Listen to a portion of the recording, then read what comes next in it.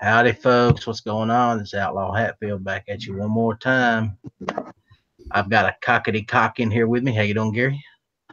I am doing quite well, sir. Thank you for the invite. Oh, you are very welcome to have the invite. Um, I've got more invites out there. There's 5 people over on the YouTube side. I don't know who's out there other than Slim, but hello, Yeah. Slim. I saw Slim. There's a bunch of people over in roll calls. He's been live for a couple hours now.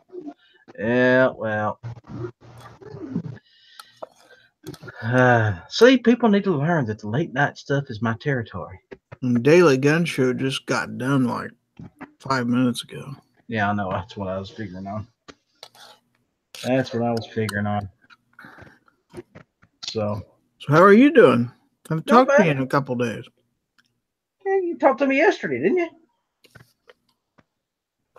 Did I? Yeah. I'm old, remember? I forget stuff.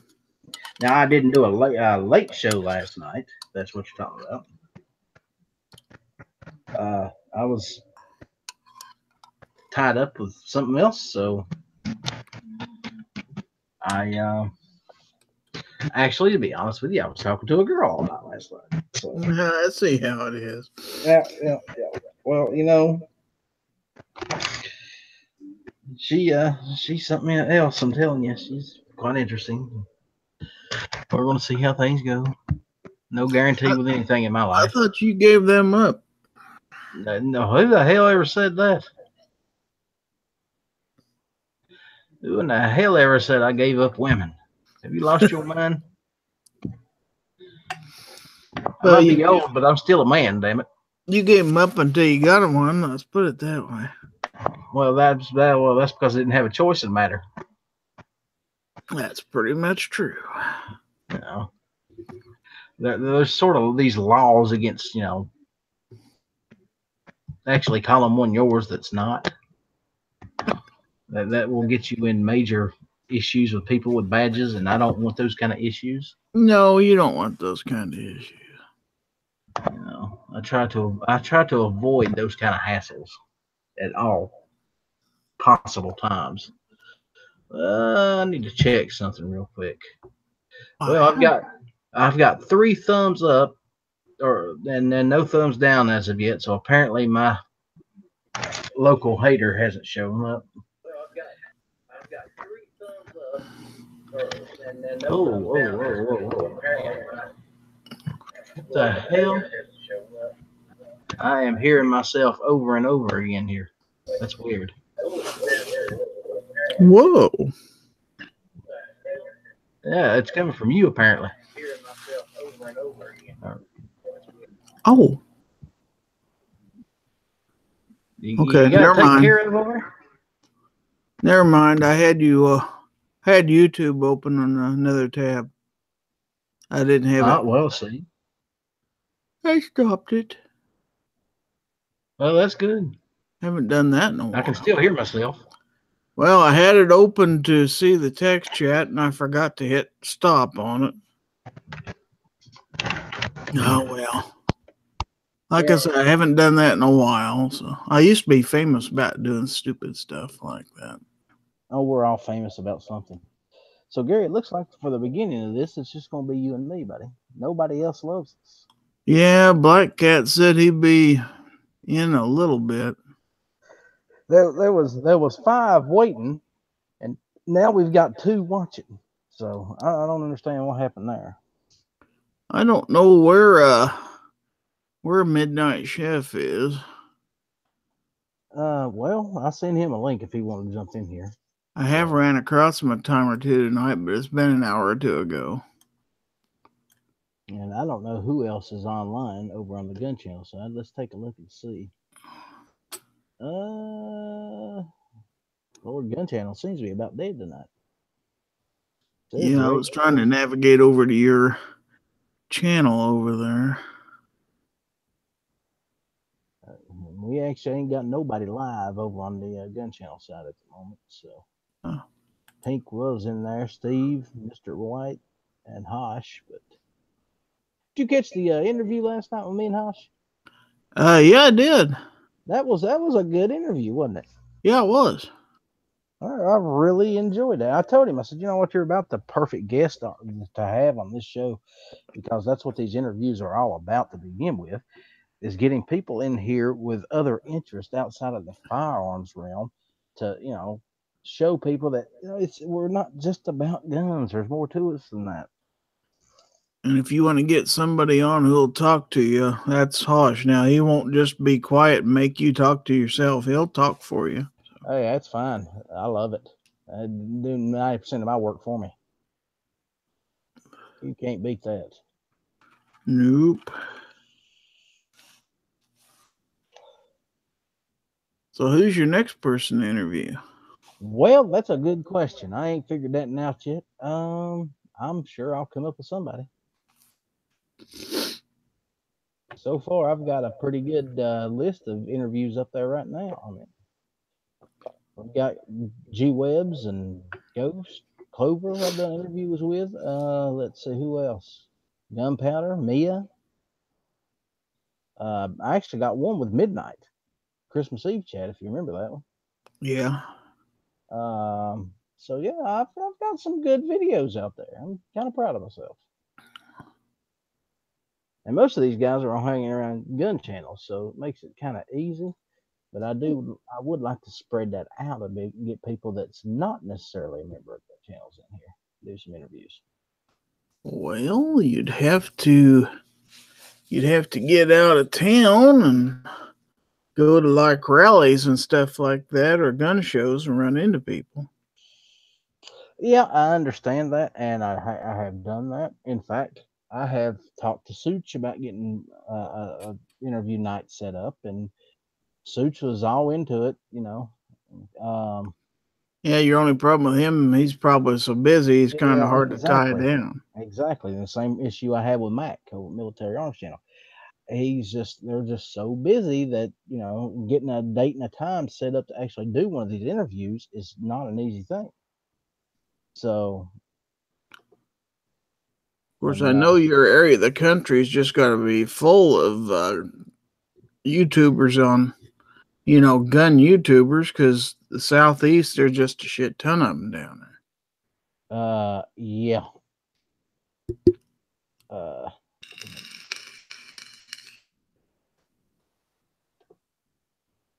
I checking out my playlist here. I'm trying to take all of my videos that's in specific places and put them in the interviews anyway into a specific folder. So we'll have all those in that playlist. That way, if anybody wants to watch a specific interview, all they have to do is go to the playlist and listen to it. Yeah, and then you could just play them one right after the other if you wanted to, and yeah, pretty much. Pretty much.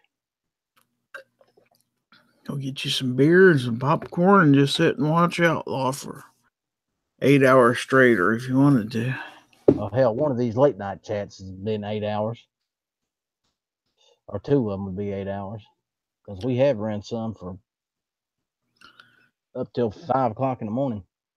See, now if you get to Tulsa, then you get to do a chat live in the same room with people you want to talk about fun now. Oh, I can't wait for that. If you think these guys are fun to hang out with on YouTube, wait till you get them in person. They're just as hilarious, if not a little more so. You get them out in public and stuff. They're fun. That's what I want to see right there. That's why anytime I get a chance to go to Tulsa, if I can make it, I'm going.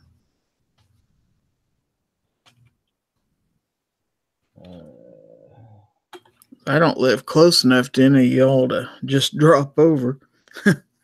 Yeah, well, the only person I live close to, honestly, is Night Strike.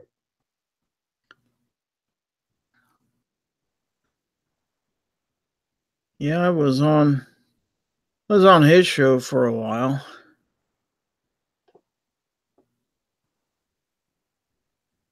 And what he discussed tonight, anything of any great importance? Well, unfortunately, I only caught about the last 15 minutes, so I'm not real sure. All I know, they were talking about, talked a little bit about Oliver North and stuff like that. Yeah, apparently he's talking about, or somebody said that he's going to be the next NRA president, or trying to get nominated for president.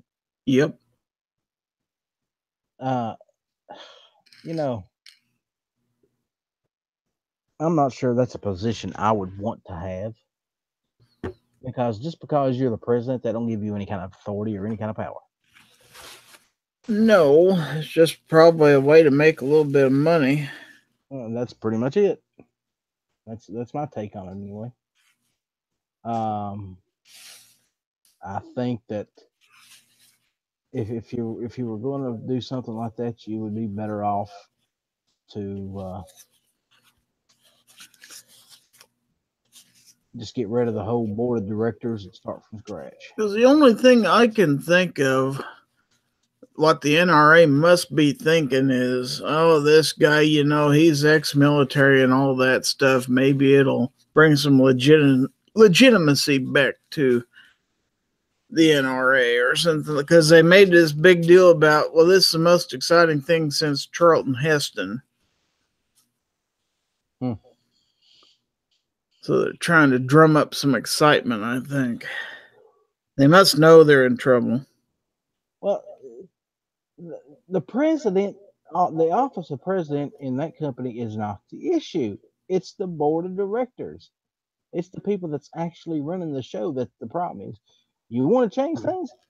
Get rid of Wayne LaPierre and all of his other cronies and start from scratch. But it wasn't always that way. Yeah, I know. And it shouldn't be that way now, but it is. You know. And what's good of having president of a company if the president of the company can't do anything? He's just a headpiece. That's all he is. He's a headpiece. That's pretty much true. He's the one that gets up there in front of the cameras and gives interviews. That's his job. That's the only thing he does right there. Yeah, he'll make some speeches and stuff like that. He can't set policy because the board won't let him. There's been a lot of speculation as to Pete Brownell. Was he forced out or did he just give up? I think he pretty much gave up, if you ask me. I do too, and I think the reason he gave up is that for the exact reason I just said, because he couldn't affect any changes because basically nobody would let him. Pete Brownell, he's a businessman. He's a good businessman, but he got to be a good businessman by being able to lead. You can't lead if you don't have any power. So what's the purpose of even holding the office? Exactly. If all you're going to do is just do nothing, then get blamed for everything that happens. That's pretty much it. I don't blame him. Go back to being president of Brownells. Everybody respected you for that. I don't know, man. One of them situations where you're pretty much damned if you do, you're damned if you don't. So, did he make the right call by stepping down? Maybe. Are they going to put somebody in there that's going to actually be able to affect change? Nope. No. The only way that's going to happen is if you, like I said, you get rid of that ruling body and let the president be the president of the company, and that be it. But that would take almost a unanimous vote of the board of directors, and that isn't going to happen. Oh, no, of course not. Because they've got all the people in the board positions they want to keep in there to keep LaPierre and them in office. It's about money. It's exactly what it's about right there. They don't care about gun rights anymore. It's all about power and money. They could give a shit about gun rights. And I hate to say that. That sounds crazy considering it's the one group that we have stood behind for how many decades for gun rights, and now they're letting us down. I mean, they've been letting us down for 2 decades. So, Well, I'm about to the point where the political situation is now, to where it's pretty much for me, put up or shut up. Let's see what you're doing out there. It's kind of like my state rifle association now. I see them, they're out there, they're in the legislature, they're lobbying for this, lobbying for that. They're not just blowing smoke. well, that's exactly what the NRA is doing. They're blowing smoke. Right. Yeah, they give here and they give there. They compromise this, they compromise that, and you can't win if you compromise. No, all you got to do is do a little bit of research. Don't just be a blind sheep. Go out there on the news. Go dig into it and find out what's going on really. And then, be smart with your money. If your money isn't buying you nothing, don't spend it. That's the way I say it. Yep, that's pretty much how I feel about it too. Speaking of spending, I spent I bought 155 5.56 rounds a few minutes ago. Dang. Yeah, less than $40. You're gonna have a pretty good stash pretty soon. You're really building up that ammo stash. That's the plan. I'm going to buy ammo every week for a little while. It might not ever be 150 rounds every time, but I'm going to keep buying until I get enough to where I have a couple thousand rounds saved up. I say don't buy so much that you get the attention of the feds. I ain't worried All about of a sudden they raid your place. Oh, they can raid me if they want to. They ain't gonna get a whole lot. Well, there ain't nothing illegal about what you're doing. Exactly. Now come on in. You can look around. I don't care. Why are you buying so much ammunition? Because I like to shoot. Because I like to line my walls with it.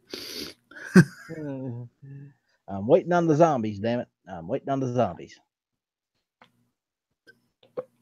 No, you know what I'd tell them? Because Matt said you could never have enough ammo. Well, there you go. That's a perfect response right there. Why are you buying so much ammo? Never enough ammo. If you got a problem with me, talk to Matt Hansen. He's the one who told me. So Slim says he got into a debate with somebody over the NRA, and when I finally asked them to name one thing the NRA has done in the last 30 years to help the American gun owner, they couldn't come up with anything.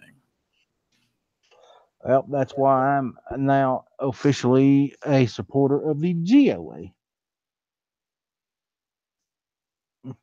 I like the fact that the GOA is literally no compromise when it comes to gun rights. And I will support them for as long as they keep that mindset. As soon as they get away from that, I'm getting away from that. Well, as always, I still have my NRA membership, but I don't pay for that. So, as long as Taurus keeps buying me memberships every year for free, I guess I'm spending their money. I'm not spending my money. Well, and you still get the magazines free. Yeah, but I stopped reading those things when I realized that pretty much it's whoever pays for the ad that month is who they feature. Because they've had some pretty damn crappy guns be on their cover. Yeah. Does the NRA still do that yearly big gun giveaway? Yeah, I know they did the first year I was in there. I don't know if they have the last year or two or not. I remember years ago they used to give away 15 or 20 guns to one person, then 10 to another person, 5 to somebody else. And they'd give you a list of guns you can choose from. I know that at the Friends of the NRA banquets, because I've got a buddy who goes to those, I hear that they usually give away a gun at those every time.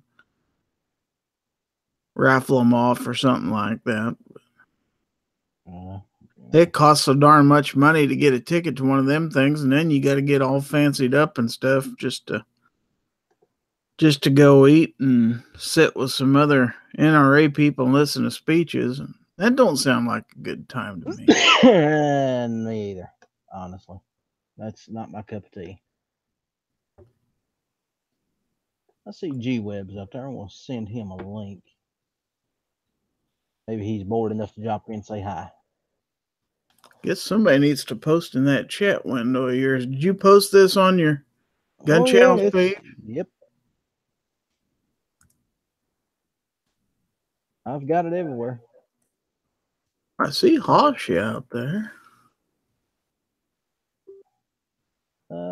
Let's see. He's with G Webs is with Potatoes. So. Oh yeah. That's fine. He's got the link if he wants it.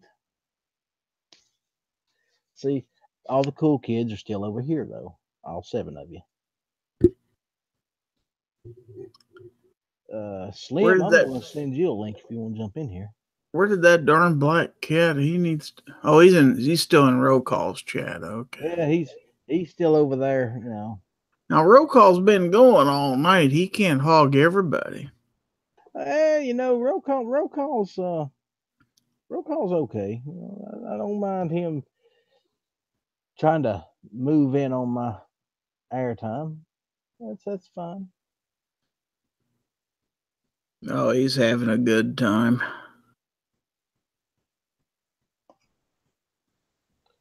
It's perfectly all right. People just need to learn that after midnight Central Time, that's Outlaw's time, though. Yeah, that's Outlaw territory right there now.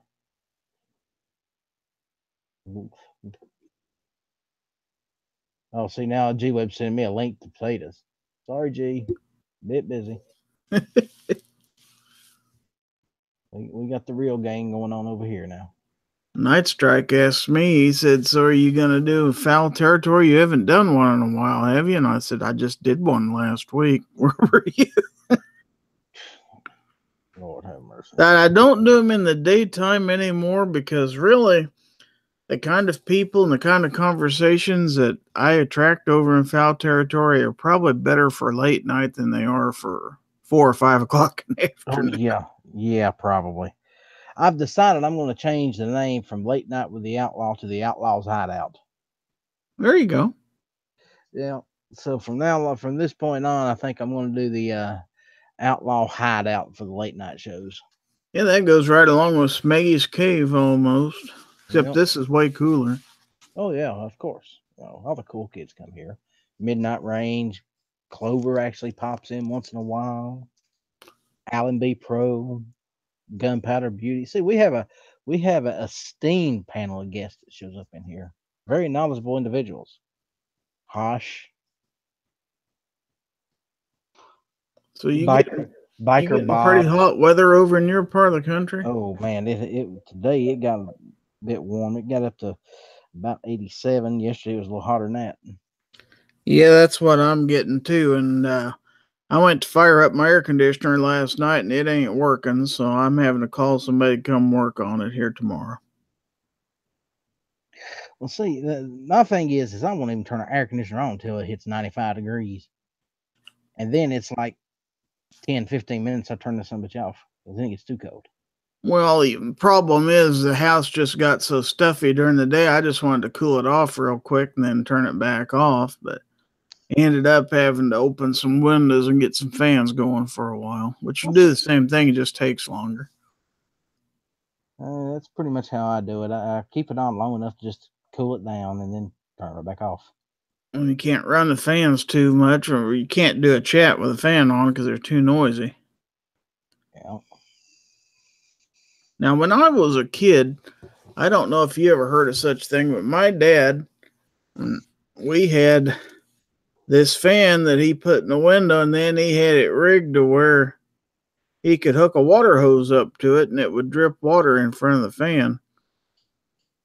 Kind of like a swamp cooler type thing. Nope, I ain't never seen that before. That was, I guess, what you'd call the ghetto air conditioner of its day, but hey, it worked. Well, how much did it drop the temperature in the house? I don't know that it dropped it so much, but it felt like it was a little cooler because it added a little moisture to the air, and then as the air was moving, you felt cooler anyway. It probably made the humidity even higher than it already was, but when I was a kid, we didn't have no air conditioner in the house. Cars didn't have no air conditioner. And if you didn't have air conditioner, you didn't miss it. The schools I went to, they weren't air conditioned either till I was, I think, 10, 11 years old before we ever got a new school building that had air conditioner in it. Oh, yeah, I remember them closing school down when I was a little kid. So unless you was in a store or unless you went to the movies or something like that, you weren't in too many air-conditioned buildings. You got used to the heat. Hell, you'd play outside all day. Didn't bother you. Yeah. And with us, we was running up and down the man mountains and everything else in that heat. But then again, in West Virginia, I really shouldn't say much about the heat because, 85 degrees is about as warm as it ever got. Every once in a while, it'd get up above 90. But it wasn't, something that was a commonplace. People had air conditioners, but they didn't run them all the time. I just don't ever remember sitting around and being miserable and sweating to death when I was a kid. Maybe I was just tougher.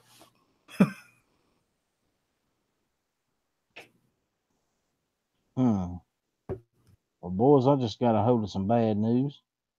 Uh-oh. And I don't know how true it is, but apparently Willie Nelson's done got himself sick somehow or another. And his son's been asking prayers for him. So, that ain't good. No, by God, we lose Willie, we've lost a national treasure. Yep. We can't afford to be losing Willie Nelson and R. Lee Ermey in the same year now. That would suck. Lord.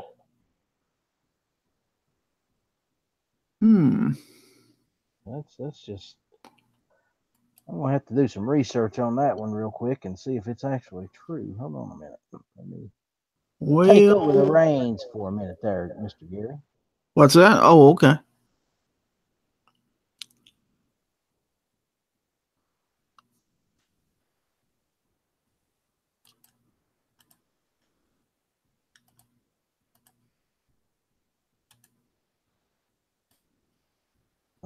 See there? This is what happens when you start fact checking. No, it's a false video. It's a false claim. Yeah, I posted a Snopes article over in the chat. I found it too. It's not real. Well, he's fine. At least for right now. Somebody needs bubble wrapping though, just in case. He is pretty darn old. He is, what, 85? Yeah. I think he's older than that. That's what this site says. Well, hell, he's outlived everybody except, of course, Bob. Oh, yeah. Nobody gonna outlive Bob. He was born April the 29th of 1933. So, yeah, he would be just turned 85 about a week ago. Wow, man. He's been doing music since the 1950s? Yeah. Lord. He's been at it a long time, ain't he? Yep. That marijuana must be doing something for him. Gone. You just keep puffing on that marijuana, Willie. You'll be okay till you're 90, at least. Maybe even 190. Well, if it's gonna kill him by this age, who cares? You know what? As much of it as he smoked, if it was going to kill him, it'd kill him many years ago. Well, you'd sure think so. Yeah. I'm not a marijuana smoker. Of course, I couldn't do what I do in life as far as work if I was. So. Yeah, well, with all the security work I've done in the past, I can, and I might eventually have to go back to it. So I'm not going to have it in my system to worry about. If I have to go back to doing security work, I will, but I'm hoping I never have to You because never know. You got to put food on the table. it's just a pain in the ass to wake up every morning and have to shave. That was the most annoying shit in the world doing security work. And I did it for, God, 12 years, 13 years. Wake up every morning, shave. Wake up every morning, shave. Every single day. God, I hated that. Now, there's some jobs at the place I work that you have to be respirator qualified for, and you do have to shave, but I'm just an office worker. So, Yeah, but if I'd walk into your office for a job with this beard like I got right now, they probably would frown upon that. yeah, I've Just a got little. to maintain myself as somewhat presentable. Even though, they make us wear, supposedly it's kind of a relaxed business casual. We have to wear like polo shirts and stuff like that. And I'm like, we're a closed environment. Public can't even get in there to see us. The only people we see is other people in the company. You know, don't you hate that? That makes it a big deal over something that's really not. I Well, mean, if you come to visit, you aren't going to get any further than the front gate, and they're going to ask if you have an appointment with somebody. And if you don't, they're going to turn you away. well, I'm just sitting here thinking. I'm on this ammunition buying kick. I just ordered 150 rounds from Palmetto State. I ordered 40 rounds, 5.56 last week. I was going to say, you've been buying for a while. Oh yeah, I bought some 45 ACPs. So now I need to start stocking up on a 9mm and 357. I got about 80 rounds of 12 gauge buckshot. I buy most of my ammo from my local gun shop here in town because a lot of times I'll go in there just to look at guns and stuff like that. And if I don't really intend on buying anything, well, I kind of like to always pick up something while I'm in there. Well, see, I do too. Whenever I go to the gun shop, I go ahead and pick up a box of ammo. Either a knife or a box of ammo, or like the backpack I bought this last week. Well, I've been looking at that backpack for half a dozen times thinking, I might get that one of these days. So finally last week I decided, just get the silly thing. Well, how big is it? Oh, it's just a shade smaller than your average backpack. It's big enough that you could get an iPad in there and stuff like that. And it's got like 4 or 5 different pockets, all kinds of places to stick Velcro and attachments and stuff like it's really nice and it's built really well. The heavy duty zippers and the fabric is good and stout and everything. It's not a cheapie. Hmm. So I like it pretty well. And I I, don't take it back and forth to work too much because they're too picky about what you can and can bring in and out of the plant, and they want to x-ray and then take everything out. I don't want to spend 30 minutes every day going through security. I've actually got this little backpack that I've got, and it's old and wore out. I'll end up replacing it pretty soon. But I've got this Kelty bag.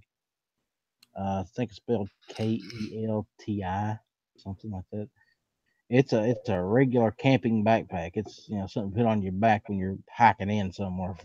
You're going to be there a while. It's huge and it's heavy. And when I go fishing, I normally take that one with me because I could put my rods down in there and still have Really? enough. Yeah, I could. It's big enough to put my two-piece rods in. They hang out a little bit, but not much.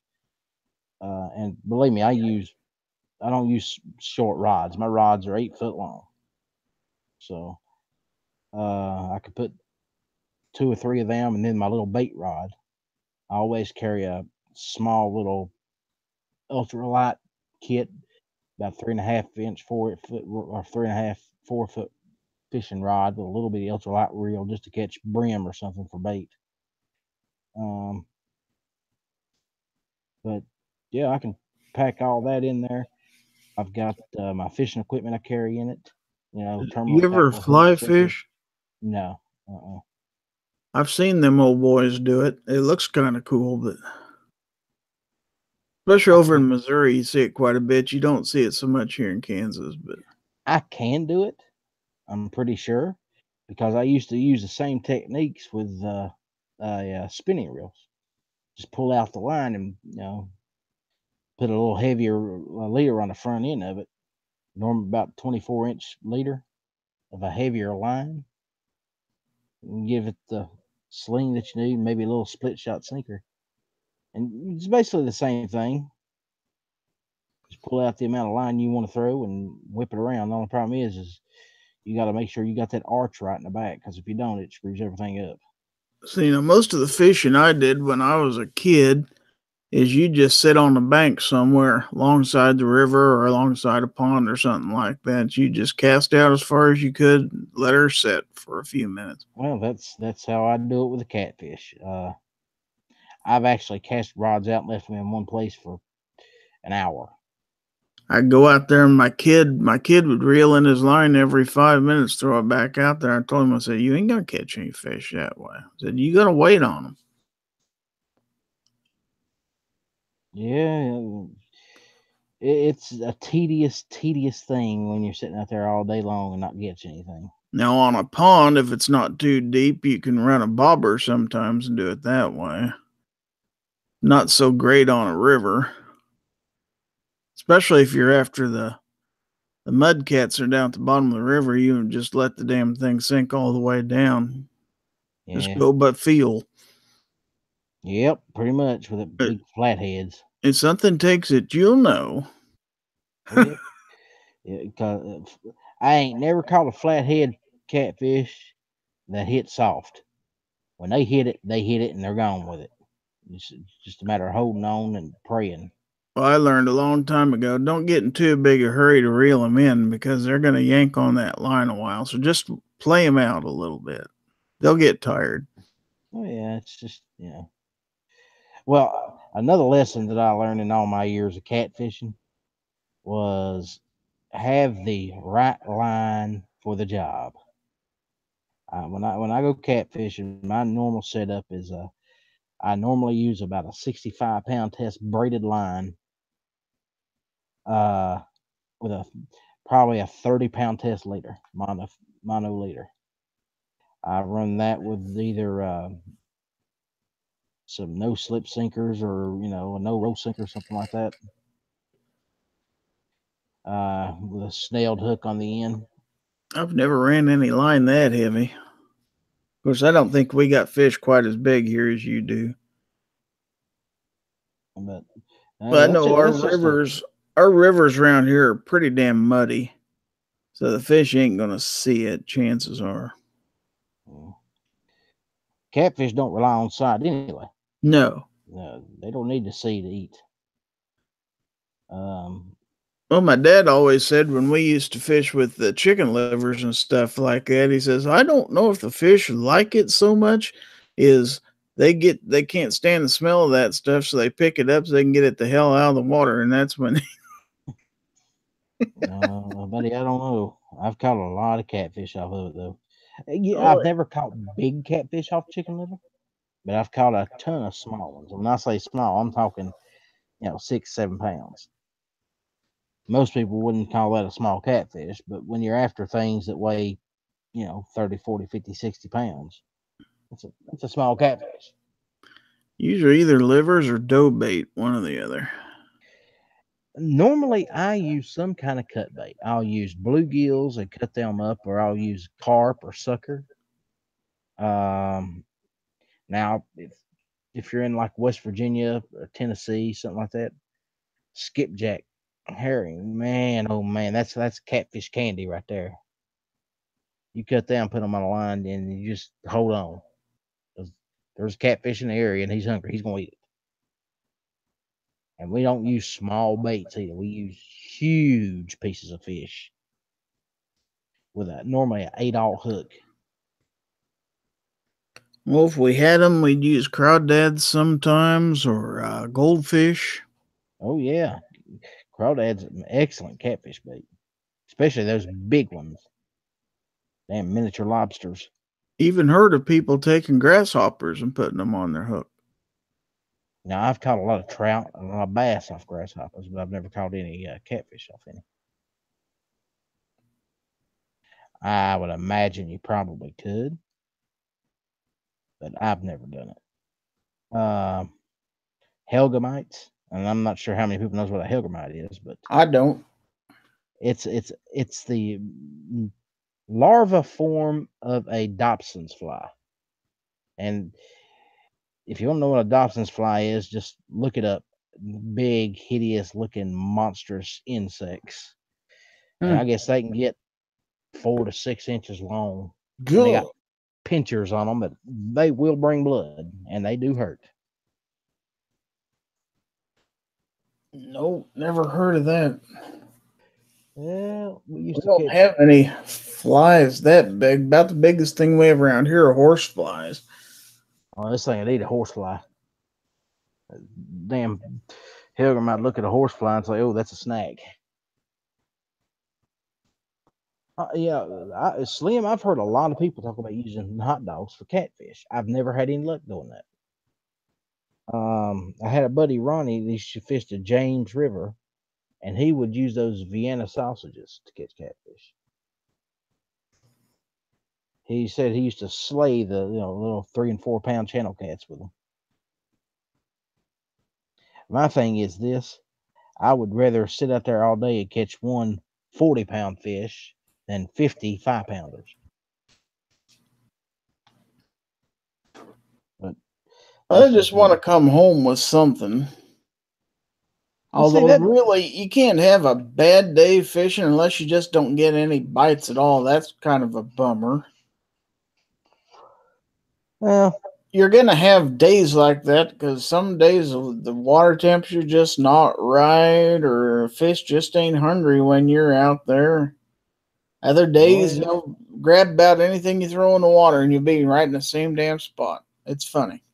Yep. I've had days like that. Now, my buddy out at work, of course, he's got the bass boat and the fish finder and all that stuff, and he has a GPS, so he'll go out in the lake and he'll mark all the spots where they catch fish, so he knows right where to drop his boat each time. And he'll turn his fish finder on and say, "Yep, I see some here, here, and here." I'm like, "Shit, you want somebody down there to put them on the hook for you?" Yeah. Well, shoot, I remember when I was a kid and I was first learning about fishing. I was, and like all kids, I was a bit squeamish about picking up certain things, The worms never bothered me. I'd jerk up a worm in a heartbeat and throw it on a hook. Oh, yeah, worm don't bother me. But now, it took me a while to get up a little nerve, grab a hold of a helgramite or a crawdad. And if you was low on worms like you's down to your last 2 or 3, I've been known to take a pocket knife and cut them in 2. I never cut them. I just tore them. Well, yeah, you do that too. Yeah. We used to do all kinds of stupid shit. There's little split shot sinkers. They tell you not to, take a pair of pliers and crimp them onto your line. Hell, I just bite them things down. Oh yeah, did that all the time. Yep, I wasn't too worried about lead poisoning. Hell, Dad used to pour his own sinkers. He had the molds and everything. Yeah, I mean, I got molds right now, but I make my own sinkers. I can make, I think it's 3, 4, and 5 ounce, or maybe it's 4, 5, and 6 ounce. Well, these weren't the split shots so much. They were kind of a long, more of a football shape. Yeah, those bank sinkers. They had a little tab on each end that you could fasten around the line. So you could have, if you wanted to, you could make them slide back and forth, or you could crimp them down. Yeah. Yeah. Well, I make my own no-roll sinkers, and that's pretty much all I use. And like I said, what I'll do is I'll take my main line, I'll tie it to a swivel, take my lead line, and I'll tie that to the other side, and then I'll snell the hook on. And above the first part of that sinker, I'll put a no-roll sinker, or that swivel, I'll put a no-roll sinker. Some of these old boys would bring a tackle box with about 25, 30 different type of lures and stuff like that.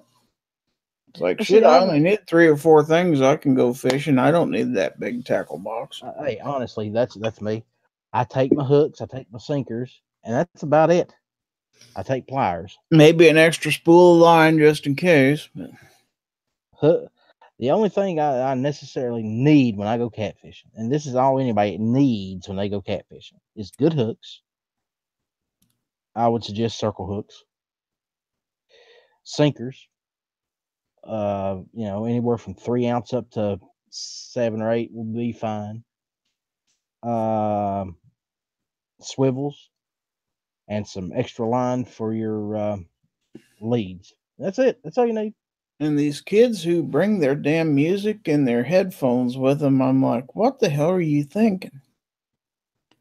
Because there ain't nothing more peaceful than to sit out alongside a stream of water or something like that and just sit there and think for about an hour or so while you're waiting on the fish to bite. Yep, been there and done that many a time.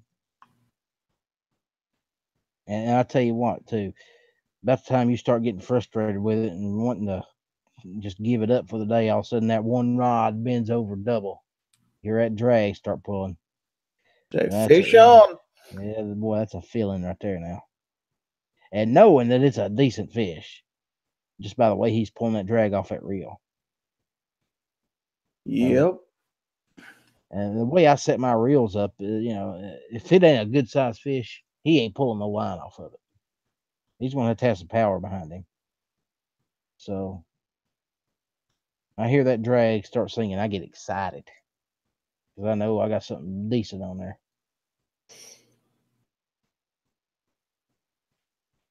Dad Man. used to say they'd go out fishing.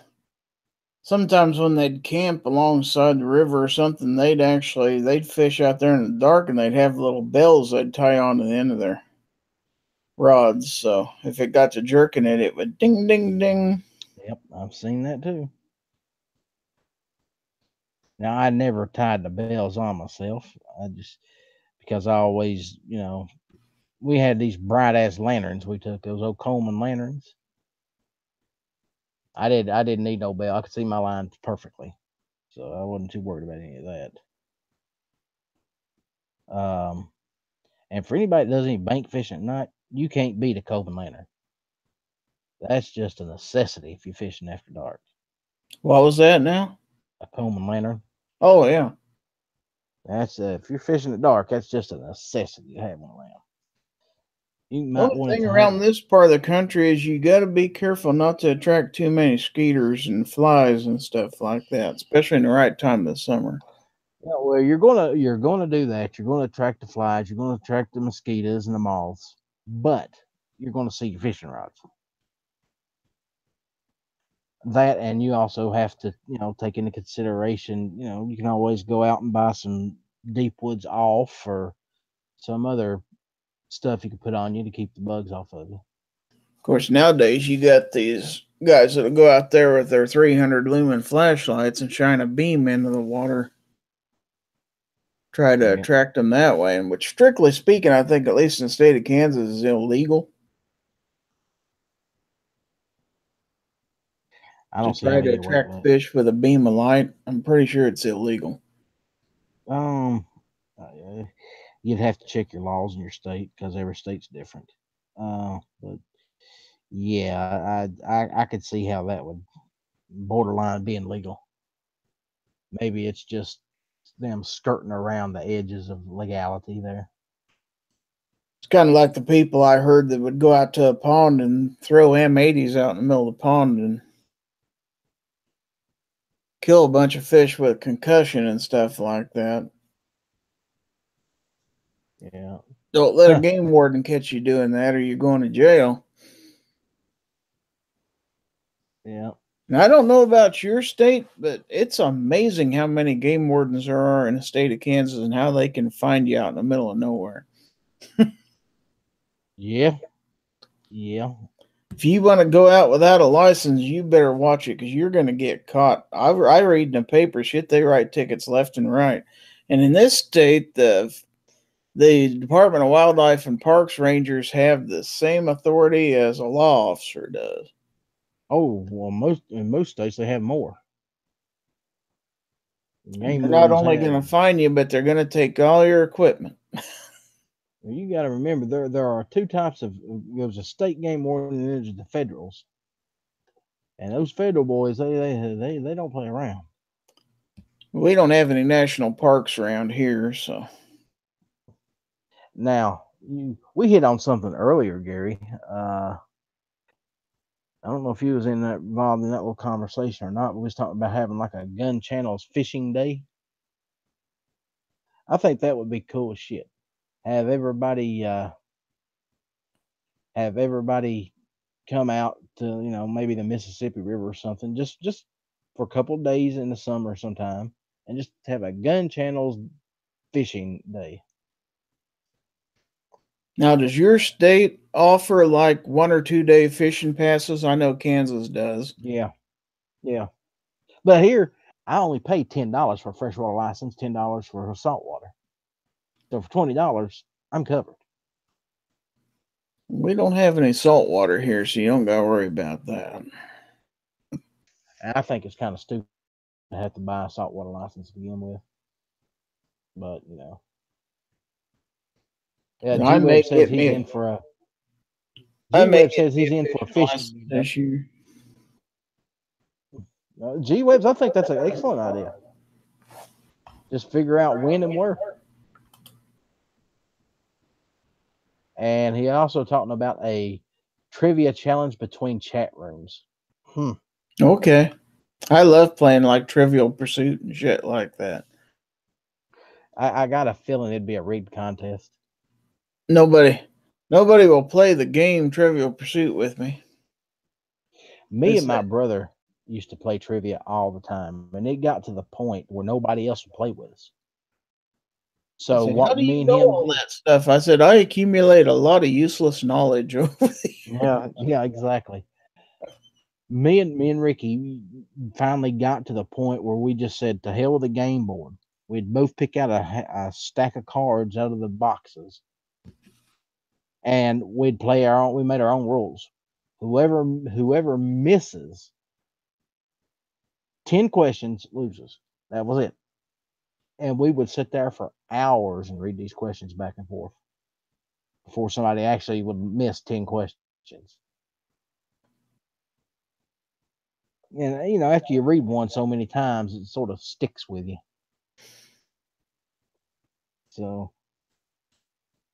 I remember I was playing with my wife one time. We were doing that, reading back and forth, and she asked me, what did D.B. Cooper jump out of back in whatever year it was? And I said, as an airplane. And she said, yeah, but what kind of plane?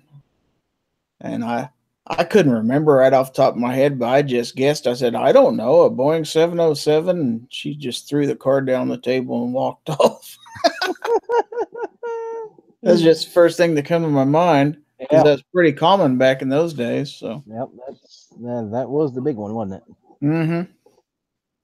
So G-Webs, you come up with a place and a time for that fishing meetup, and we can all meet up and have a gun channels fishing tournament. My money's on me to win. And I'll probably come in dead. If you're going to have it in your home state, it's kind of now, ain't it? I said we could do it on the Mississippi River. I ain't nowhere near the Mississippi River. I ain't never fished on the Mississippi in my life. No, I haven't either. I've been there many times, but I've never.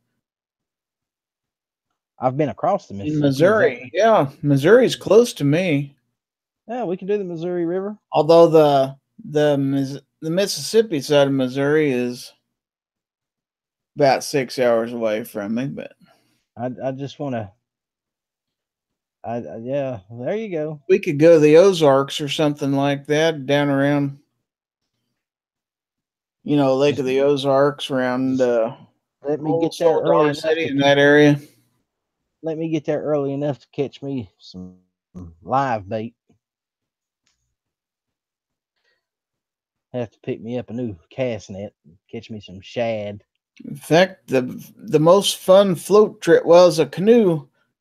We used to go on these canoe trips and stuff like that. And there's a place down in southwest Missouri that you could rent as a campsite. You'd camp there, and then you could rent canoes, and you could go like 5 miles upriver or something like that. And then they had a place they'd go pick them up and bring them back, and you could just pretty much spend half a day just you and a bunch of buddies floating down the river. That was fun.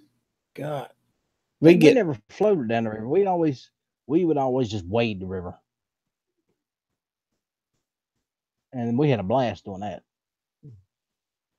catching trout, smallmouth bass. oh yeah. Every once in a while, we'd hook into a pretty good size largemouth. Of course, I'm I not used the young man I used to be. Spending a night in a tent doesn't sound like near as much fun as it did when I was in my 20s. yeah, I'd have to agree with you. Pants said he went fishing once, didn't catch anything. Well, you need to go back out. It helps if you have bait, Pants. Yeah, you gotta have bait. It always helps to have the right bait. Just Well, go there's talk a to Gary. pretty good sized creek. It just runs right at the south edge of the town I live in that people fish in. Then I've got two good sized state reservoirs about 10 miles in either direction, one north and one south. So there's plenty of fishing around me. Yeah, and plus you've got the damn reservoir at your nuclear plant that you work at. You can fish in. Yeah, and they allow bank fishing, but to get to the really good fish, you about gotta have somebody with a boat. Mm. But that thing's deep. Well, for here, it's 30, 40 feet deep in places. It's pretty deep for Kansas because most of the lakes around here only run about 15, 20 foot deep. So, what are the fish around there? Bunch of catfish. yeah, pretty much. There's, depending on what they stock the lake with, some of them have some crappie in them, bluegill, white bass, stripers. Oh, so they just stock the lakes. That's a good. I didn't think about that. That makes sense. Most of the time, the native fish are pretty much going to be your catfish. Which that's the only one that matters, anyways. Catfish. But the rest are fun. My company lake, they stock fish in there for a reason. It's to keep the weeds down in the water because they use that for an intake to cool the plant. And the fish consume a lot of the stuff that clogs up the filters and stuff like that. So keeps the water stable so it don't get a lot of algae on it and stuff like that. So how often do they restock that? Oh, they just pretty much stocked it because we dammed up a creek to make that lake. It's a man-made one, like most of them are around here. And they stocked it pretty heavy. And for the first few years, they didn't even allow fishing on it. So there was a shit ton of fish in there when they first opened it up to the public. And I don't know that they've ever had to go in and restock it. Now, the big the public reservoirs around here that they allow people to go camp at and stuff. Now the Department of Wildlife and Parks has hatcheries and stuff like that, and they stock those yearly. Yeah. Well, all the trout streams back home, they always stock them yearly. But as far as everything else, West Virginians eat up catfish, bass, lots of little red eye, bluegill, and some fish I'm not even sure what the hell they are. Little horny head sucker fish. And I don't know if that's some kind of defect or We That's had normal for them. bullheads, which are like a smaller looking catfish, and they had more like horns coming out of their heads. More, I guess you could say, like spines coming out of their heads. Oh yeah, we got those. Yeah, we used to use those bullheads to catch flatheads. That's a catfish. Big flathead catfish. Yep. They're cannibals. They don't mind eating those catfish. Yeah, I don't like catfish. I don't fight enough. Do you eat them? It depends. Sometimes yes, sometimes no. If they're big enough, yeah. Well, I'm very particular about the ones that I eat. Super big, you eat them when they're really big. No. I sort of regulate myself to a slot. Normally between, I guess, a foot and 18 inches. I'll keep anything bigger than that, I throw back. Anything smaller than that, I'll throw back.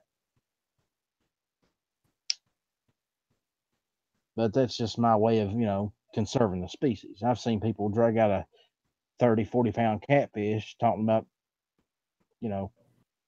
we're going to take it home and eat it. And I'm thinking, well, that's just a waste, because if he's lived that long, he's got some strong genes. Let him stay in there and get the next generation going. And those aren't near as good to eat either. No, they're not. By the time they get that big, they're tough anyway. So, but that's just me. Everybody's got their own opinions on shit. Now we do have the occasional fish that you have to throw back. We have our share of carp, grass carp, and old drum. I've never caught a drum. Caught a shitload of carp though. And I love catching carp. That's a fun fish to catch, especially on light equipment. In the rivers, you'll find gar every once in a while. That's a strange looking fish. There's me catching northern when I was a little kid. Northern on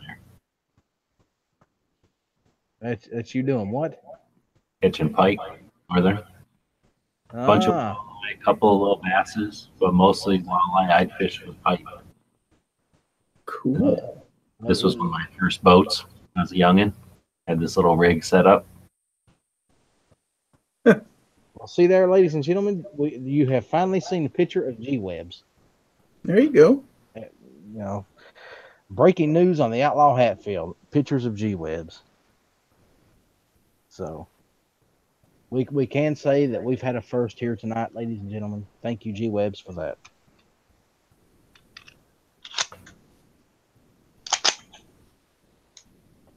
I thought I had more pictures in this pile from when I was taking pictures of my old photographs, I guess.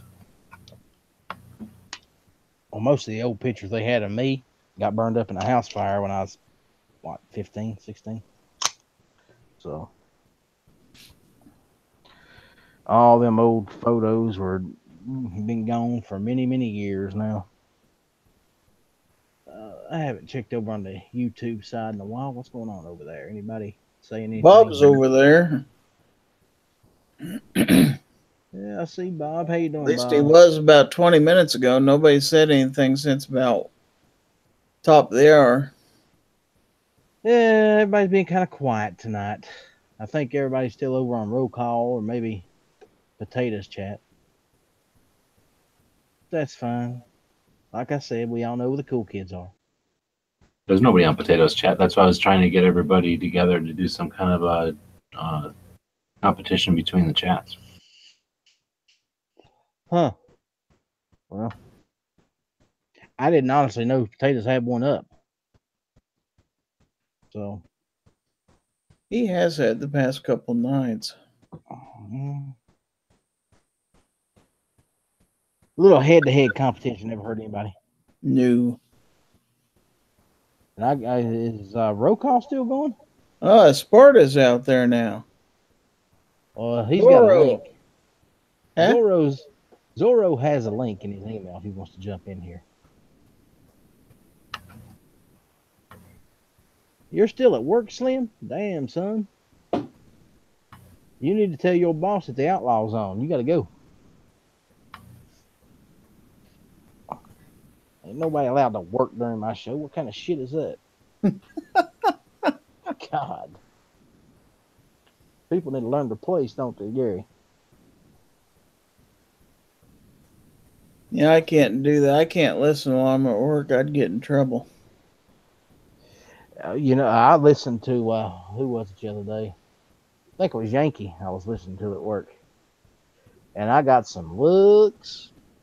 I don't remember what the hell he was talking about, but apparently it hit somebody's nerve. Are you talking like on speakers so everybody could hear it? Oh yeah, oh yeah. I don't hide shit. I play it right out in the open. They don't like it. Fuck them. What are they gonna do? Fire me? I was looking for a job and I found that one. Oh Lord. Besides that, the boss wouldn't say anything.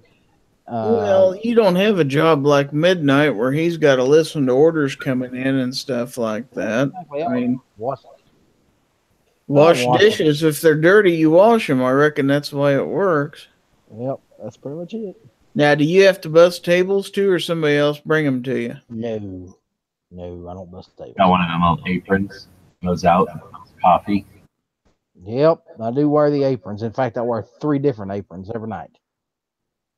I wear a plastic apron, then I wear the cloth apron, then I wear another plastic apron over it. You wear gloves? No. Gloves are for pussies. I hear them complaining about, oh, the bleach in the water messes with my hands. Stop whining. It ain't gonna kill you. Just bleach. You get over it eventually. Build up a tolerance to it, yeah. Well, pretty much. But yeah, man, I listen to whatever I want to listen to at work. And if they say anything to me, I'm gonna go, well, what about the Mexicans up there watching porn? Come on now.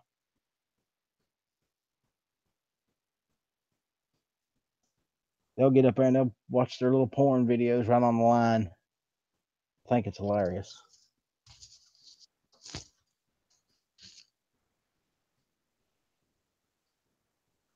So G Webbs, have you decided you're going to do some fishing this year or not?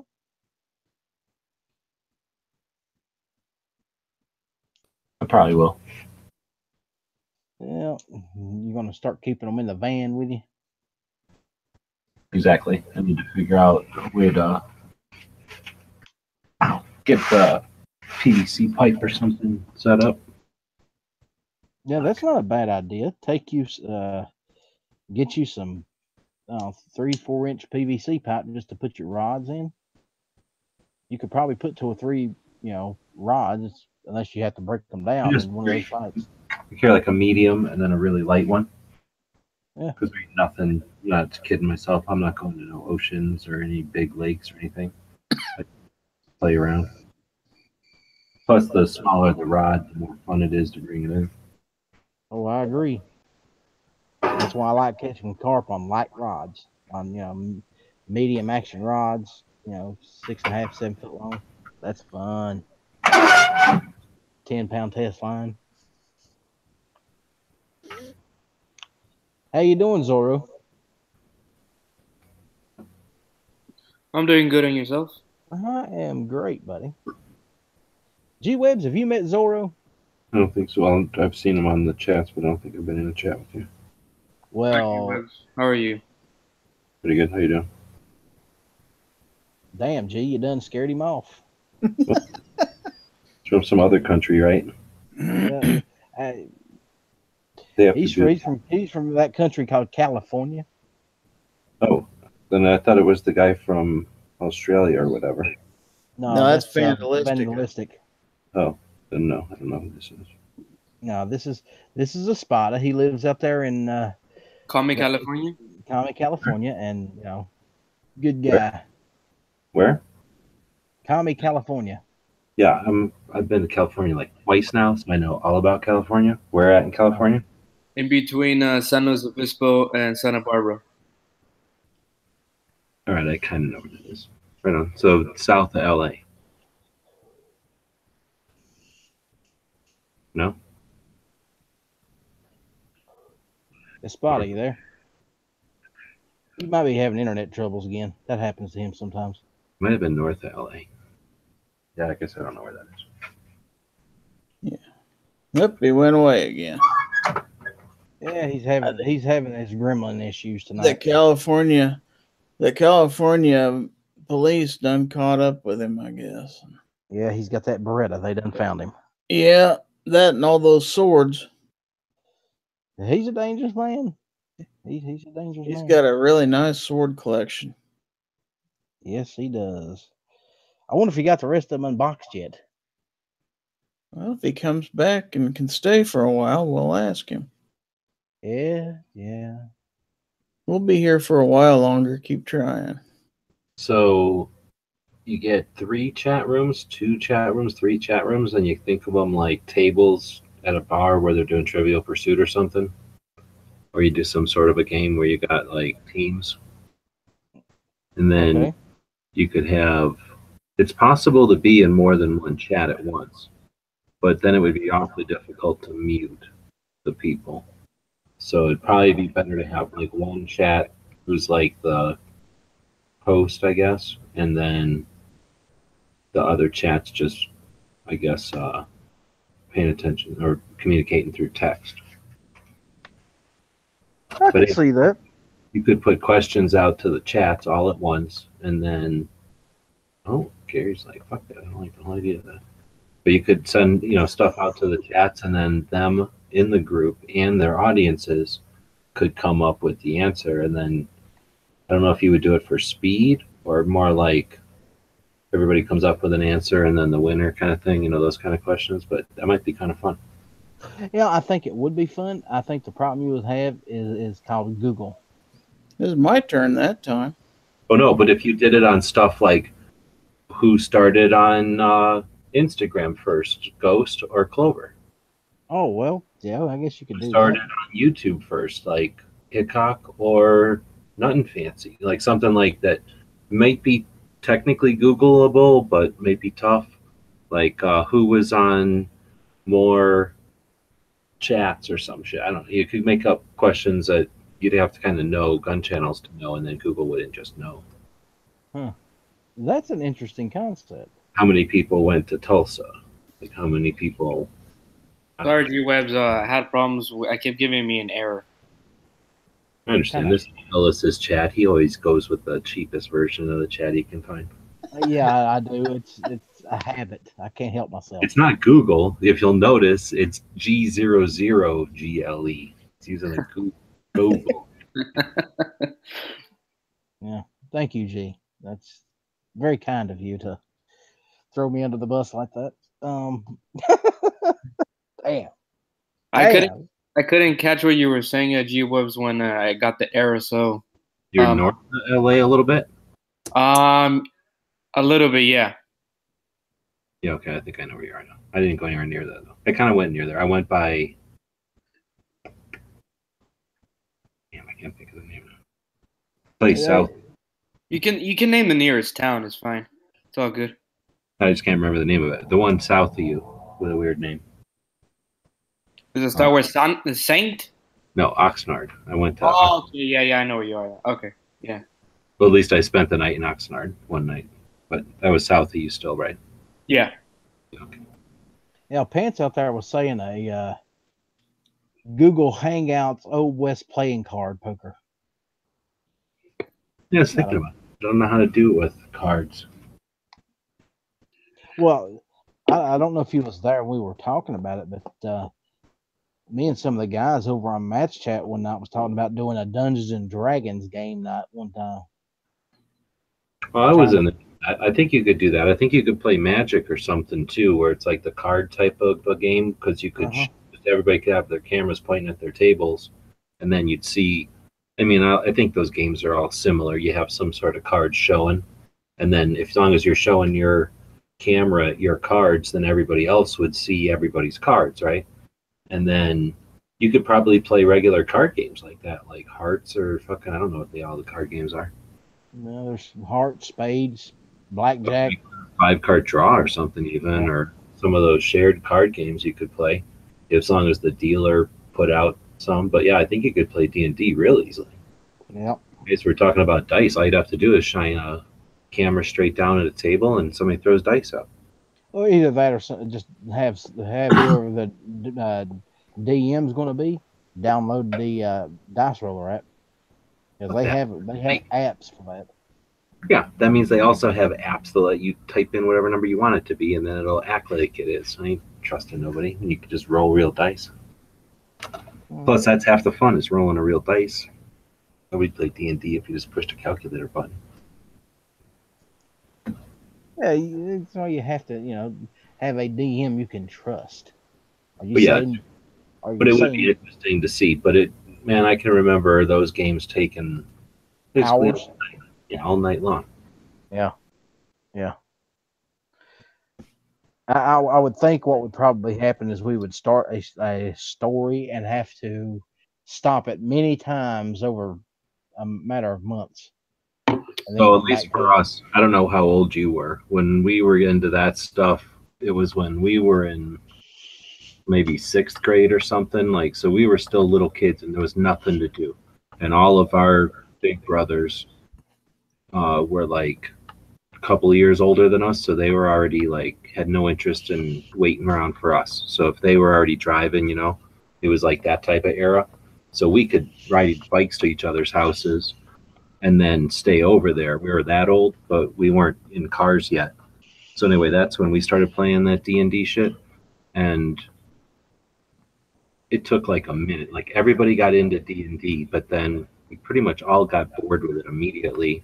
And there was other games out there. So we started playing the other games because they were like battle something where you were robots, giant robots. So it was D&D, except instead of being like stupid wizards and goblins and stuff, you were like robots. And then there was like the car one, which was like Road Warrior. And then there was like superheroes or something where you would make up superheroes and run around being superpowers and stuff instead of being Dungeons and Dragons. So we played those games a lot more than Dungeons and Dragons, but it was the same kind of thing. You sit all there all night long playing one game or two games. Yeah. I love Dungeons and Dragons. Well, that's because there's swords involved. We know why you love it. Yeah, exactly. And I can finally be Zorro. I mean, come on. You're Zorro anyway. I told you. I think there is. I get to role play as myself. If you're in California and you go down to the Audrey Museum, Gene Autry Museum. Yeah, I think I went to the museum before. Okay, they got Zorro's outfit there. Yeah, my dad used to watch the show when it was black and white. So he's a big fan of Zorro. The funny thing is when Hatfield told me, "You look like Zorro," I'm like, "Dad, I look like Zorro." My dad's like, no. I think you'd make a better Zorro than Antonio Banderas did. My dad did agree with me on that one, but the original one in black and white, he's like, no.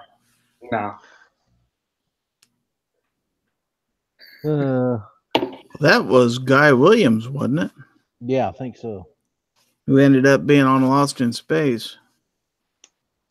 Now, who was the guy that played Zorro in the 90s on TV? Because he was actually pretty damn good. I just can't remember who the hell it was. The 90s, you said? Yep. Let me look it up. Oh, yeah, there was something almost like a Xena or something type of show, right? Yeah, pretty much, yeah. But it was Zorro. Because I like the old black and white. I guess they're from like the 50s or 60s. I like those too from like back in the day. Those were on like on Saturdays. That was the first show my dad watched. Like when it originally, maybe. Yeah, when it originally came out, he watched that in black and white. That was he lived in Mexico. He never had a TV. So when he came here in the United States, that was the first thing he saw on TV, black and white Zorro. Yeah, it was Duncan Reger, whoever that is. Duncan Reguera? Yep. Never heard of it before. But that's who played Zorro in the television series in the 90s. And he wasn't a bad actor. I think he did a pretty good job at the role. Now, who played Zorro in that stupid movie. There was a couple of them, but Zorro the Gay Blade. Who was playing Zorro in that? Zorro the Gay Blade. Yep, that was the name of it. It was the Mask of Zorro. Yeah. Now there was a Zorro the Gay Blade. That was a comedy, though, right? Yeah, it was. Well, actually, it was George Hamilton playing Zorro in that. Huh. So What was Zorro's actual name? Don Diego. Don Diego de la Vega. Yep. You didn't think I'd know that, did you? Very good. Don Diego de la Vega. De la Vega. De la Vega. Yep. That was the original Zorro character's name. Huh. Now, who was first, Zorro or Batman? Because Comic wise, yeah, that's because I know Batman came out in what, the 1930s. the Gay Blade. George Hamilton played Zorro the Gay Blade. Yep. Zorro was created 1919. So yeah, Zorro's actually older than Batman. Wow.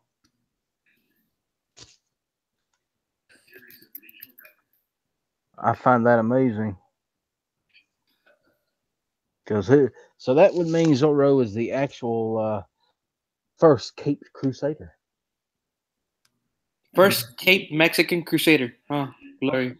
Just Cape Crusader, period. And yeah, the same way that like Batman is for like whatever he is for, not Metropolis. Wasn't there like a comic that Batman versus Zorro?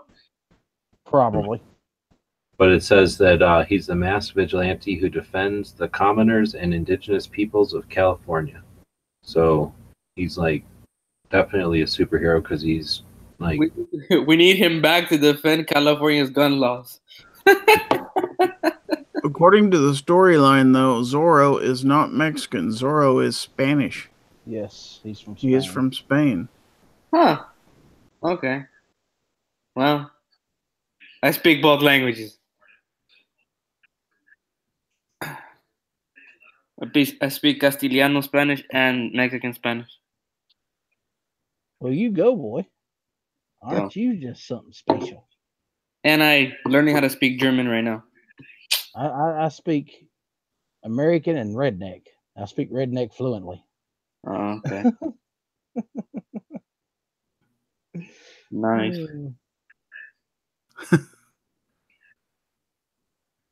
Lord have mercy. Hello, do you drink a Black Rifle coffee? I have never had any Black Rifle coffee. I'm going to send you some. I hear that it's excellent stuff. Well, it don't do me no good because I don't have a coffee maker. Oh. I drink instant coffee. Instant coffee? Yep. I drink the instant stuff. Folgers or Maxwell House.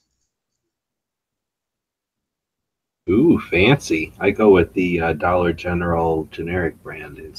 Yeah, me too. It's like $3. Yep. Sometimes I'll go crazy, and at the 99-cent only, they have like $1.99. They have a 99-cent thing of coffee that's got like cinnamon in it or something. Some kind of flavored, just cinnamon scraped in there. But anyway, yeah. I just recently started drinking Black Rifle coffee. I'm not a very big coffee person, but I like Black Rifle coffee. Well, now back in the day when I was actually perking my coffee or using a coffee maker, I would use that 8 o'clock coffee. Dark, the Colombian roast, dark stuff. Nice. So, because at the time that was about the best coffee I could find. But nowadays, for the last 10 years or so, I don't drink nothing but instant.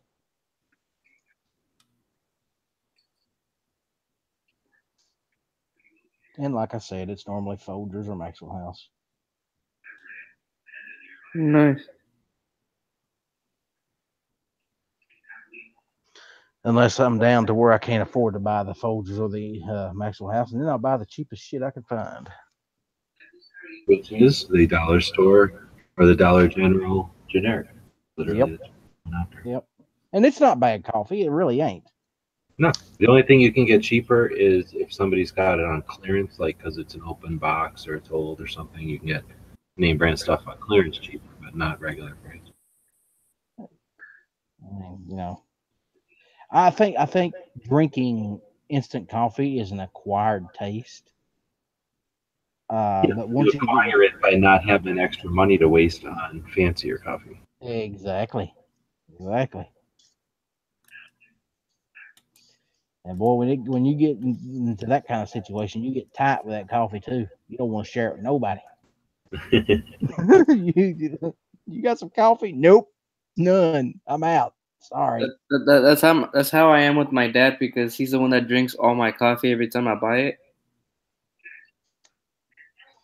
No, I'm completely out of coffee this week. Sorry, come back next week. Well, the nice thing about drinking instant too is you can go to most people. They're going to be like, "Hey, can I have some of that?" And you'll be like, "Yeah, this is instant coffee." You'll be like, "Oh, I didn't mean you. I meant whoever has better coffee than you." Yeah, pretty much. Well, instant coffee is not bad. I mean, I like instant coffee too. Oh no, most people think it's horrible. They'll like turn their nose up to it. My mom drinks instant coffee. She loves it. I mean, I drink it too. I just drink Black Rifle coffee when I go to class in my morning classes, which is 2 times a week. Now, it's if you want the effect of the coffee and you like drink it, you don't care, or if you want the like experience of the fucking shit and you want it to smell great and like you like to go to the store and buy the fancy roasted blah blah blah. I can understand all that, but that's the experience. If you just need the coffee caffeine, instant works. And like you said, you drink enough of it, you get used to the taste, and you'll actually start to prefer that. For my coffee, I don't even put any cream or any sugar. I just drink it black. Well, that's the way I am too. I don't put nothing in my coffee. I'll either make it really strong, super strong, like mix it super strong or whatever, and then put a bunch of nut milk in it, and then it comes out like a chocolate milk, basically, or like just water and a little bit of coffee. And that way I make it really weak, so it's almost like iced tea. Nice. Sounds interesting. I never tried that before. And then because it's already hot as shit here, I'll do maybe like, I'm trying to think, because I just poured it out of the thing. I don't really measure nothing, but like a little bit into a big thing of water so that it's darker than iced tea, but it's iced tea and it's not coffee. And then ice, that's ice, and that's refreshing as shit. I like iced coffee. It just has to be made right for me.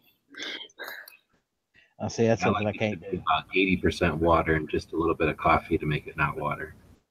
Okay, yeah, I agree with you. Hey, G, I have a real quick question, if you don't mind me asking. Do you have a Patreon? Yeah.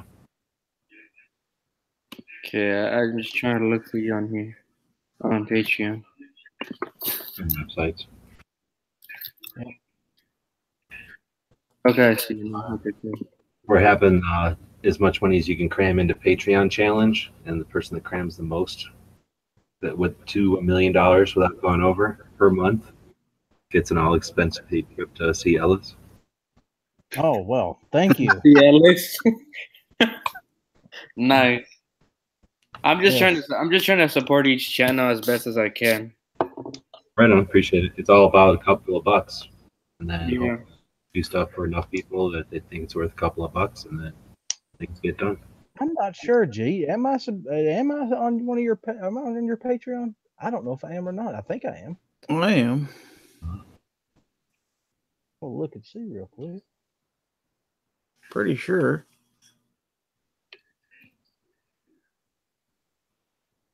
I don't know who I'm giving to. I just like to support my fellow gun channels and help everyone out. You can help me out if you want to. Okay.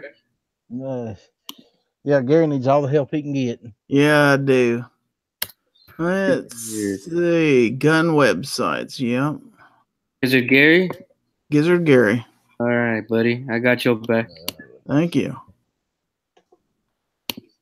Let's see who I am supporting here. I'm just happy that you guys let the Mexican join the gun community, even though I live in the worst state possible. Thank you. Oh Lord! And that's a Mexican saying he's a Mexican, which is odd. Oh yeah, that's very odd. Yeah, exactly. I happen to have I have a brother-in-law who is Hispanic, so that's not a problem. And see, he actually admits it too. But he's the funniest. He's the funniest guy you'll ever meet. I think he just got a great sense of humor. Kind of like a Sparta. He's got a good sense of humor too.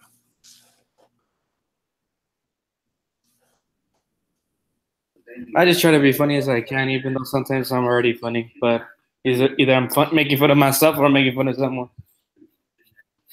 One, two. Well, actually, G Webbs, I am not a Patreon of yours. I cannot believe that. I always hate going into a Mexican restaurant with my brother-in-law because he can actually converse with the staff in Spanish and stuff, and I have to wonder what they're talking about. I mean, that's how I'm with my friends, except every time I go to a Mexican restaurant, I find the nearest chick and I start flirting with her the whole time. And then they don't even know what I'm saying. Well, my friends at least. Like, what are you doing? Nothing, bro. Nothing. It's okay. You're fine. Now leave me alone. I ordered your food. Leave me alone. I'm trying to talk to this chick. Leave me alone. Well, there you go, G. Now I am. I'll solve that problem. Right on. There was a problem? Oh yeah. I thought I was one of his Patreons. I wasn't. Well, golly, you got to take care of that. I fixed it. I fixed it. Are you one of my patrons? No. Well, of course not. I've been one of your patrons for ages. Have you? Let's see here. I'm gonna have to go find the gizzard here. Because God, if you can afford to buy all that ammo, surely you can afford to send me $1 a month. I mean, as far as it's a college student that's broke, not broke yet, but he's supporting his community. Come on, Outlaw. Come on, bro. If a Mexican can do it. Oh boy. He done $3 gauntlet now. Hey, let me explain something to you. I'm not one guy living in a house full of 50.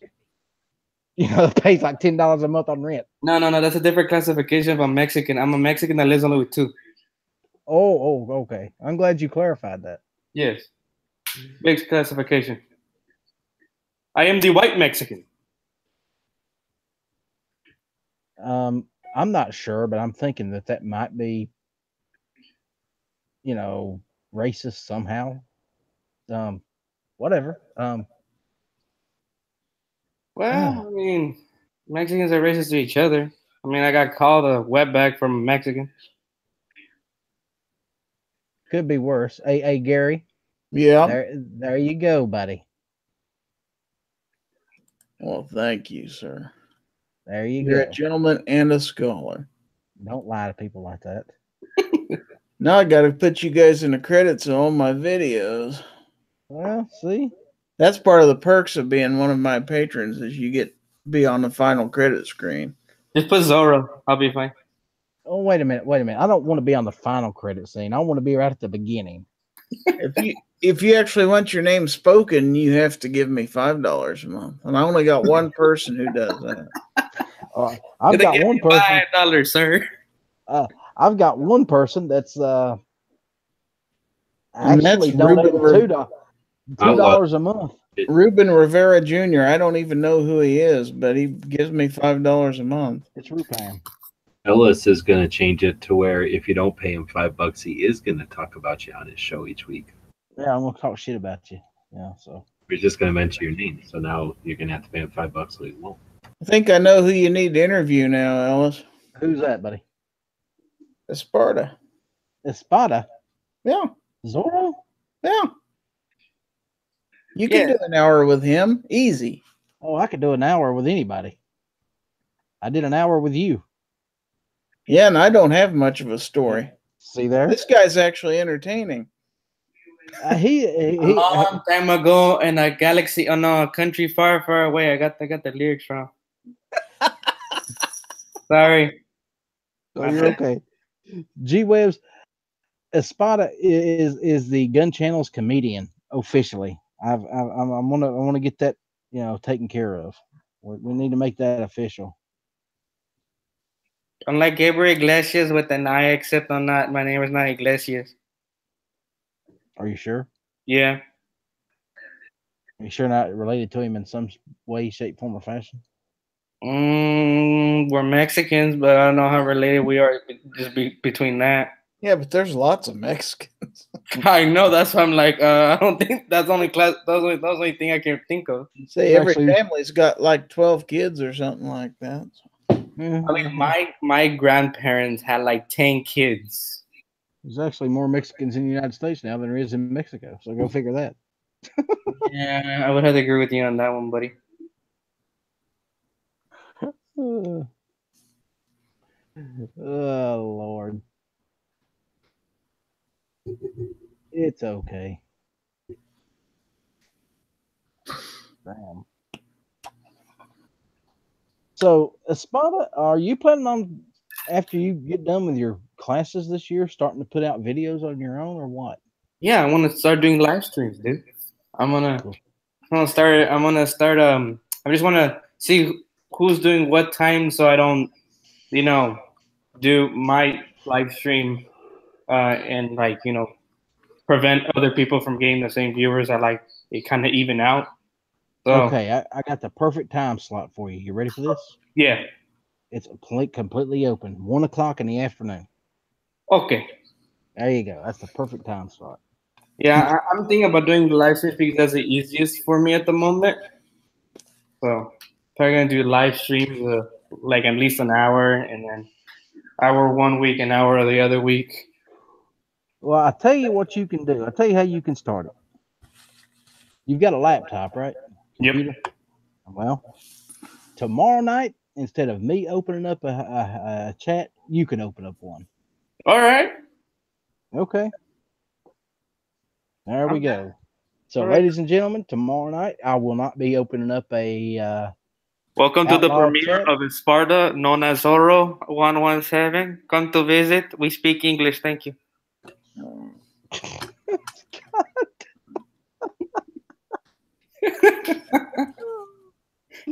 Oh, Jesus. That's how I'm going to start my live stream. I'm just saying. Oh, my God.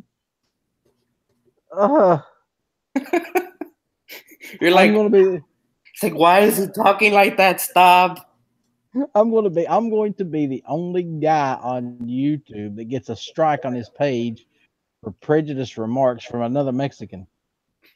You know what's gonna be funny if it does happen, and I have to go to him and says, "You realize I'm Mexican, right?" And he's like, "Oh, never mind." He's like, "You're making prejudiced remarks against Mexicans, but I'm Mexican though." Oh, see, that's different. He's like, exactly. It's sort of like a white guy calling another white guy a honky. You know what I mean? I mean, can't be racist if you're Mexican or if you're that race. I mean, well, that person and group. Oh man! Because Mexicans are not a race; they're a people. Oh, really? Yeah, they're not a race. The Spanish are a race. It's like Latinos are a race, but Mexicans are not. They're a people.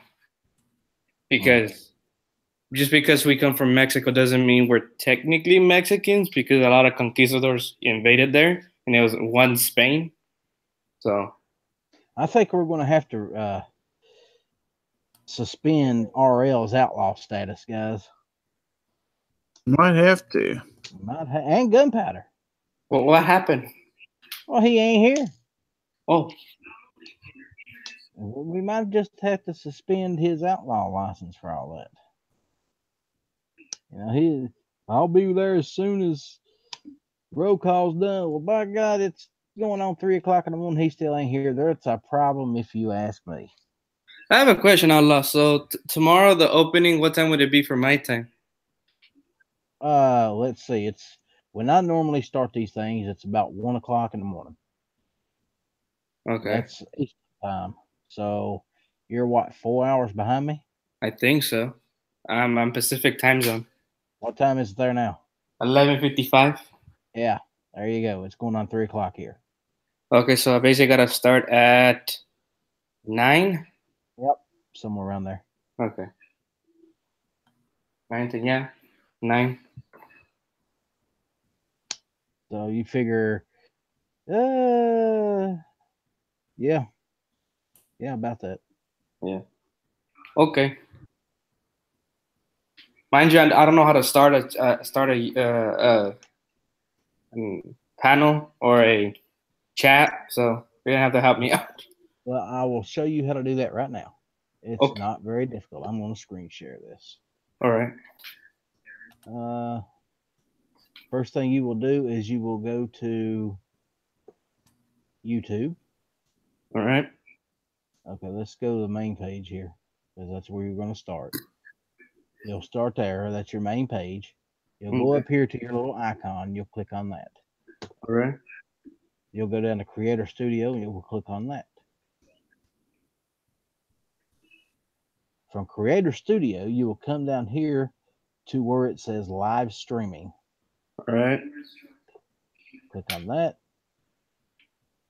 It will expand and you have events or camera. What you want to do is click on events. Okay.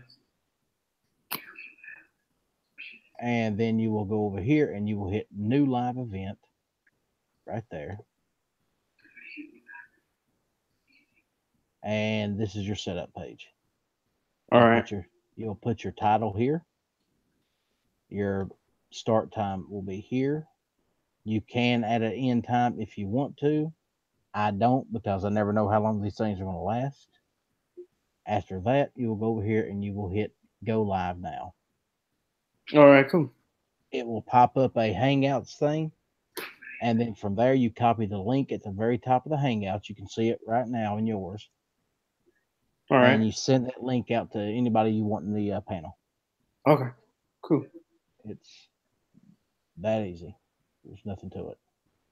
Now, if you get a page set up over there on gun channels, it gets a little harder. Yeah, I have your email. I'll just send it that way, and then I'll send after. I just send it to you. The email. Yeah, it's a little more involved once you get your own gun channels page set up. Okay. Because from there, you've got to actually copy certain links and paste them, and it's a bit of a pain, but you know, once you get used to it, it really don't take too long to get everything set up. Nice. Thank you for showing me. Not a problem. It took me a little while to figure that one out.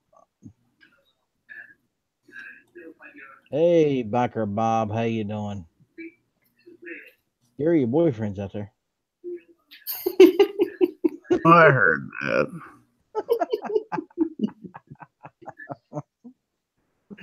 I know how much you love that Canadian. He's all right. Yeah, ain't nothing wrong with Bob. I don't care what you say about him. He's all right. He's a pretty good guy. Just don't let him around farm animals and you're okay. Well, luckily I don't have any of those, so we're good. There you go. Lock up your goats, Espada. Yeah, I'm gonna have to lock up everything. This guy's too nosy. I don't trust him. Who's that you don't trust there, Bob?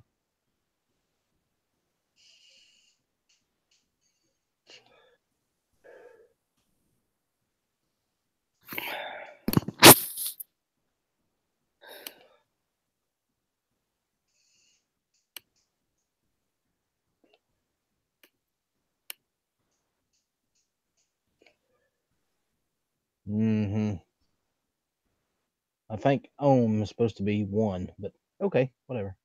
It's fine. I understand Canadian for the most part.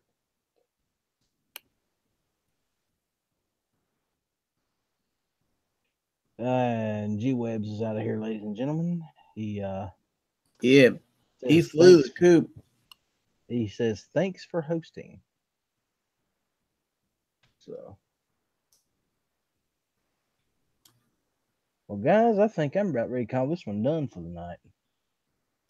Yeah, it's 2 o'clock in the morning.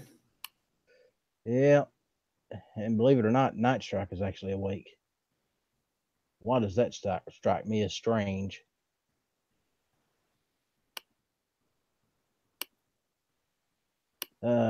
Still spray paint on groundhogs, Bob. Yeah. Bob, I'm gonna let you fight that bet on your own, brother. Guys, we are getting out of here for the night. Remember, tomorrow night, Espada's opening up the hangouts, so he will be doing the late night show tomorrow night, not me. Yep, come to the rodeo. It will be his first late night show. I expect to see everybody over there. Be sure to subscribe to his channel. That way you'll get to notice. Hit that little bell so you'll definitely get to notice. Let's see. Gary, you got anything to plug?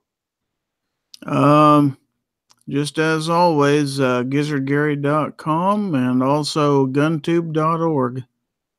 There you go. And thank you for the invite, as always. You know, you're the one I can count on, Gary. You're the one.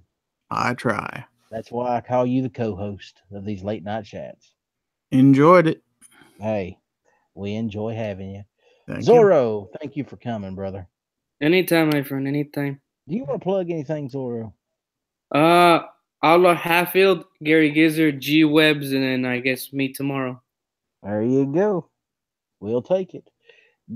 And I'm going to throw out the plug for gun channels. If you're not a member, go ahead and get over there and get signed up. It's a great place to communicate, have a good time. A lot of good people over there. If you got questions about firearms, firearm-related issues, there is somebody over there that can and will help you, including Biker Bob. You can always find Bob on gun channels. And he's pretty knowledgeable about certain things. And not so much on others. But that's okay. We still love him. Good night, guys. Take care. Good night. Bye, everyone.